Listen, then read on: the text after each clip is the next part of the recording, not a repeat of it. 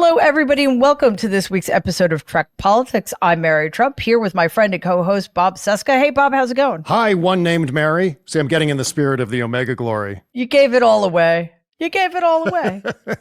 Bob, this, for reasons better for worse, this episode precedes itself. Its reputation precedes itself. This is indeed the Omega glory. So instead of doing our usual summary, before we dive into discussing the episode, we have something also very important to share with people having to do with some incredibly important project our friend Todd Stashwick is working on. So if you want to take it from there. Absolutely. Yeah. So before we get started, I want to take a second to plug a special charity D&D event hosted by our friend and alpha nerd, Todd Stashwick from Picard Season 3, Captain Liam Shaw, and the upcoming Marvel series Vision Quest. You can join Todd and a table of celebrity heroes for a hauntingly magical night of Dungeons & Dragons benefiting the Pavlov Foundation. It's a national pediatric cancer nonprofit. Enter for your chance to score a seat at the table alongside Dungeon Master Todd Stashwick, Jerry Ryan, Terry Metalis, Melissa Navia, and Eugene Cordero. This autumn's epic tale is called Legends of Eleonora, A Reaping in the Shade, will be played live on Zoom and streamed on twitch.tv/mini-terrain domain. And you can join the quest. 2 lucky adventurers will be chosen by fate to win seats at a table to play live via Zoom on November 9, 2025. Alongside this legendary cast, pablove.org/roll, pablove.org/ROLL. There's a link in the description under this episode. This sounds just utterly amazing and certainly an excellent cause. Yeah, absolutely. Everybody, please, especially in times like this, we need to support this kind of effort. So check it out. Support the work Todd and that amazing group of people are doing. Because I'm going to be right there with you, Bob. Back to well, you know what? I don't want to bury the lead here. Let's just dive in to the Omega glory. Incoming transmission. Politics. Not good at politics. Surely there are others who are better suited. Trek Politics with Mary L. Trump and Bob Cesca. So, as I said, the reputation of this episode precedes itself. Some of you may not have seen it. I'm having trouble, Bob, urging people to go run and do that because I will say this, as all of you know, I grew up watching Star Trek in reruns on WPIX Channel 11 in New York. And I have since then seen, especially the original series, almost every single episode, multiple times. This is not one of them. And when we decided to discuss it, it came flooding back to me. And I remembered why I hadn't ever rewatched it. I did do it in preparation for the show. And I have to say that it did give me a little bit of trauma, but it is not unremittingly bad, unlike a small handful of original series episodes are. So we should talk about the not terrible things about it, but it's much more fun also to talk about the really terrible things. But one good thing, I really like the way it was shot. The many fights. I'm sure you enjoyed the fight choreography. No, just, I mean, the visual, it was a very saturated kind of cool look. That might be the only really good thing I have to say about it. So just in terms of the production of it, the fact that Gene Roddenberry wrote this shocked me. Shocked me. The incessant music telling me how to feel at every step of the way was quite something. Like, I'm an adult human being. I know how to feel about this thing. Nope. The music is going to tell me. And it was one of those occasions in which William Shatner's overacting was a bridge too far. Oh, yes. Especially toward the end when he recites the preamble to the Constitution, which is the part that everyone remembers. So, I guess, you know what? Maybe we should try to at least struggle to summarize this hot mess of an episode of Star Trek, the original series. It is season 2, episode 23, as you said, written by Gene Roddenberry, directed by Vincent McAveety. And, oh God, where do we even begin? I know, well, Spoilers, I guess let's- we should say spoilers. Yeah. Spoilers, and let's start with what were they thinking? I know. And you know what? I had to write this down because there's so much going on in this episode. It is quite the dumpster fire. The Enterprise finds an abandoned Constitution-class starship, the Exeter, orbiting the planet Omega 4. Sorry, Constitution, not to be too on the nose about it. I know. There's 3 constitutions if you really boil it down in this episode. The Constitution, the actual Constitution, and then 2 Constitution-class starships. The crew has been disintegrated into, the crew of the Exeter has been disintegrated into piles of what looks like road salt. Kirk, Spock, and Probably is. yeah, oh, I'm sure it is. Kirk, Spock, Bones, and a random red shirt beam to the surface to find 2 warring tribes, the Yangs and the Coms. Captain Tracy from the Exeter is alive, turns out. He's down there on the surface. He's aligned himself with the Coms, but he's violated the Prime Directive, so Kirk needs to arrest him for his heinous, heinous crime. And then Tracy confesses to killing, oh my God, thousands of Yangs with his phaser. So then Kirk, Bones, and Spock are held captive until Bones can isolate a serum, an alleged fountain of youth, which turns out to be a complete storytelling dead end. The story, oh my God, Mary, as you know, as you've been describing, completely convoluted. There's a virus on the planet that sucks all the water out of people, but the planet creates a natural immunity to the virus, which raises the question, why is there a virus in the story at all? The Prime Directive is also front and center in the middle of this. There's also the long lifespan thing, which with the inhabitants of Omega 4 living for hundreds of years and Earth years, I guess. Captain Tracy mistakenly believes the virus immunity and the Fountain of Youth phenomenon are exactly the same thing, but they're not. Then there's the Vietnam, Cold War, Korean War allegory with the Yankees and the communists. And finally, we have a bizarre twist at the end with the American flag and the Constitution, by the way, showing up out of nowhere with no explanation as to why it's there or how it got onto this planet, whether this is the actual Earth or a second duplicate Earth of another dimension, or if someone dropped by and just left it there. We have no idea. Who can say? Oh my God, my brain hurts now from describing all of that. I have one of your migraines right now. Yes. So thank you for that. Yeah. One of those ocular migraines from Day of the Yes. Dove. Yes. I mean, although, quite frankly, that is a realistic and succinct summary of this episode. I wish the episode had been that short. So I have questions. First of all, it takes us off of the Enterprise for the most part. I typically don't like that. We basically don't get to see most of the crew. No, rarely. There's no Chekhov. There's no Scotty. We see Uhura and Sulu a very small amount. So it's essentially like a closed room episode on a not particularly well thought out planet. It just looks like a muddy village in the middle of nowhere. And why limit myself? So many things were just kind of insulting. One, Captain Tracy's madness, right? There's no explanation for why he became this bloodthirsty sociopath. There's nothing in his past to suggest that he was such a person. We don't know what happened to him on the planet that would have made him become a bloodthirsty sociopath.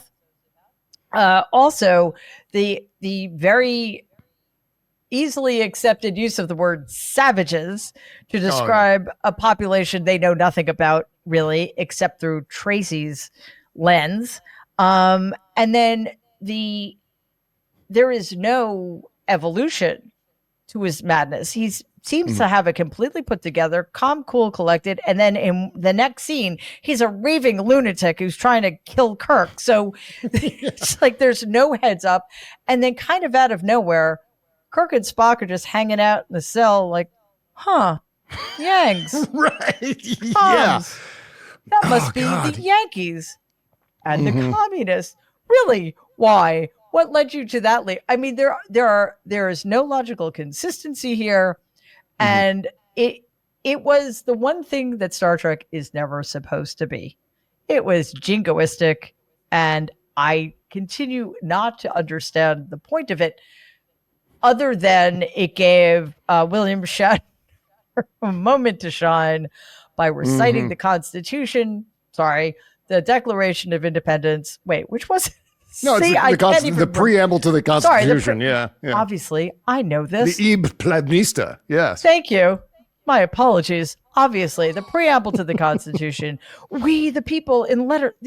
Yeah, so he describes how the letters look on the page, even though the guy he's talking to is looking at the same piece of paper. So clearly, that is for the current party of Republicans who've never read the Constitution. Looking at you, Donald. So I guess it was just a setup for a little bit of grandstanding. I'm not really sure. But last I checked, the conflict between Korea and Vietnam didn't really have that much to do with the founding of America. And and to find out that these so-called savages are fluent readers and speakers of the English language was just a revelation. Oh, yes. Well, their interpretation of what the language was, because it was kind of their version of the preamble was kind of just a bunch of gibberish words put all together, as evidenced by Ib Pleb. They kind of extrapolated "we the people" into Ib Plebnista. And then Captain Kirk, amazingly, is able to kind of piece all of that together. Like, Ib Plebnista, where have I heard that before? That sounds familiar. Nowhere. No, absolutely not. Going back to Captain Tracy, there are no fewer than 3 fights between Captain Kirk and Captain Tracy. And then there's another, oh my God, epic fight between Captain Kirk and the Yang who turns out to be named Cloud William. And his girlfriend. Oh my God, it's like half the episode.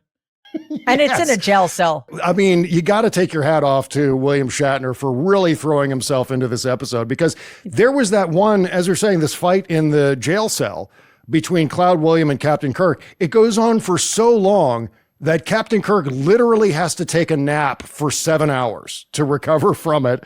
And time goes by, and a couple funny moments, I think, between Spock and Kirk, some like egging on that Spock is doing. But overall, my God, it just goes on and on and on. It does. And a couple of things I found actually quite offensive about it. One, yes, the Spock's standing there and in a very un-Vulcan-like way, mocking the captain by saying, "Oh yes, good job trying to reason with them." That's it. Yes. Yeah. How's that working out for you? But then in the very beginning of the fight, there's one shot. So Kirk and the Yangs are in one cell together, and Spock is in a separate adjacent cell, so sort of on a corner, right?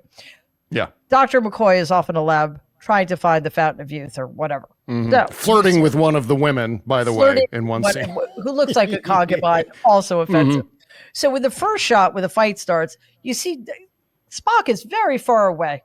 And then at a crucial moment of the fight, he's moved to the far end of the cell closest to Kirk's, and then he just gives the Vulcan pinch to the woman.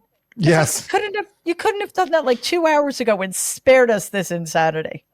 Really. And by the way, we also learned that Spock had been trying to teach Captain Kirk how to do the Vulcan nerve pinch. That's right. And Kirk has never apparently been able to catch on. I want to see that episode, Mary. I want to see that episode of the original series, which doesn't exist, obviously, but I mean, just hypothetically, an entire episode where Spock is trying to teach Kirk how to do the Vulcan nerve pinch, and Kirk isn't getting it, and Spock is getting increasingly frustrated with his student who's not necessarily adept at this very specific move. And that would just be so entertaining, at least more entertaining than the Omega Glory. Oh, if only we had that episode instead of this one. Like, I would literally give my eye teeth for that. Yeah. It just occurred to me too about Captain Tracy. You know who Captain Tracy is? Captain Tracy is Colonel Kurtz from Apocalypse Now. Ooh, guessing. Yeah. And that's, of course, 10 years before Apocalypse Now was even a thing. So an interesting sort of foreshadowing there. And then I also got a sense in terms of references to other things prior to those things happening is there's the Planet of the Apes aspect of this, where I guess again, it's supposed to be Earth, maybe in the future, or I don't know, because I still can't figure out how the Constitution ended up there on the planet. But if that's only another mystery. a Statue of Liberty buried up to its torch in the sand had showed up, and that would have just been a perfect capstone to what was, I believe, one of the worst original series episodes ever. But again, there are episodes that are worse than this one because it wasn't unwatchable beginning to end. Mostly.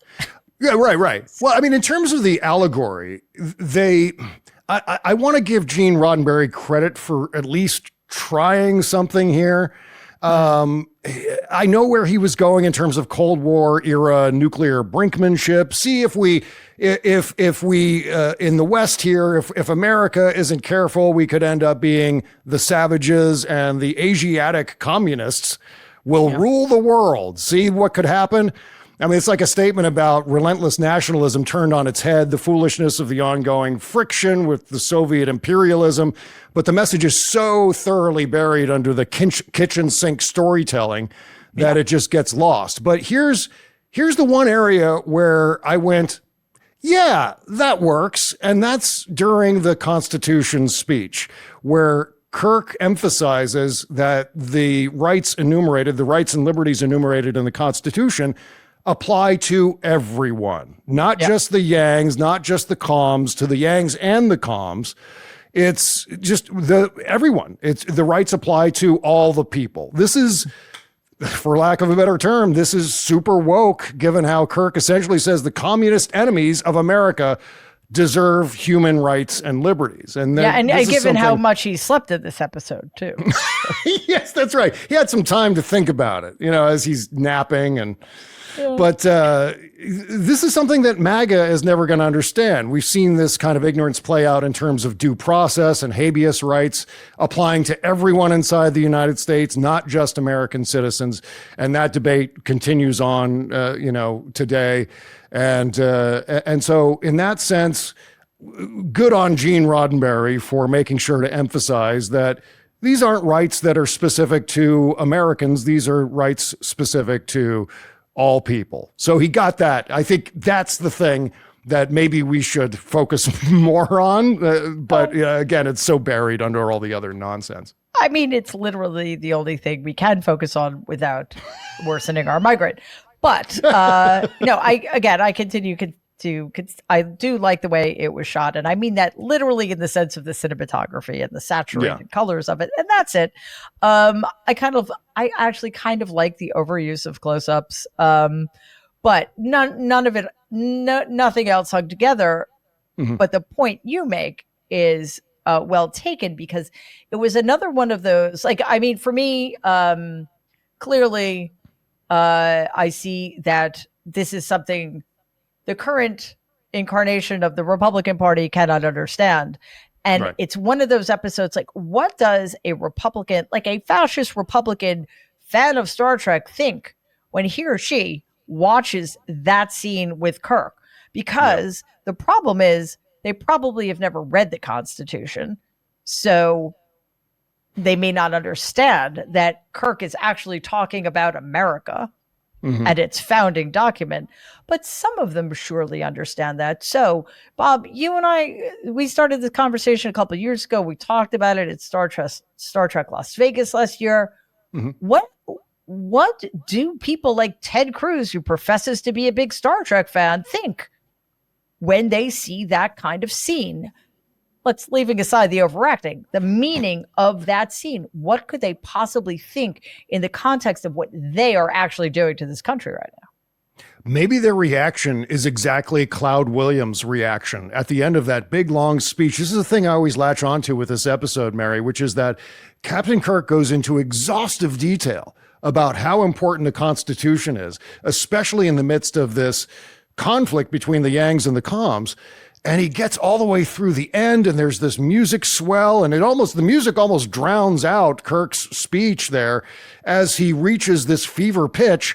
And it's he points right at the Yang and says, Cloud Williams says, Do you understand? And Cloud William goes, I do not fully understand. You mean after all that, after all Captain Kirk went through to explain this to you word by word in exhaustive detail, you still don't understand Ted Cruz? My God, what's wrong with you? So maybe that's it. And I think overall in this episode, maybe conservatives latch on to all the fighting. And you know, by the way, just I got to give credit where credit is due. We talked about early on, we talked about all the punching in the new Star Trek shows. Oh my God, I think this has, minute for minute, the most punching in any episode of Star Trek takes place in this episode. As I said before, no less than 3 fights between Kirk and Tracy. And then there's that other long fight in the jail cell. So lots of punching. And maybe that's the conservative. Oh, we love the punching and the yelling and the punching and the yelling and the flirting.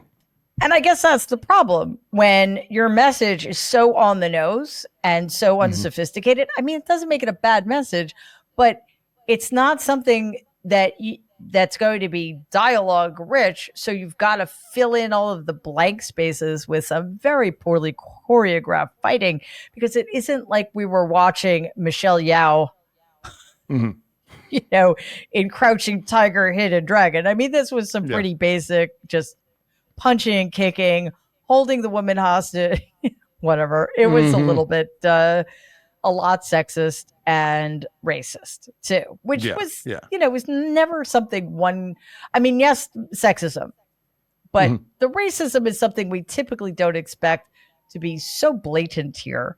And especially given the fact that the reactions to these people were never adequately explained, just as Captain Tracy's sociopathy, or I should say his devolution is never explained ever.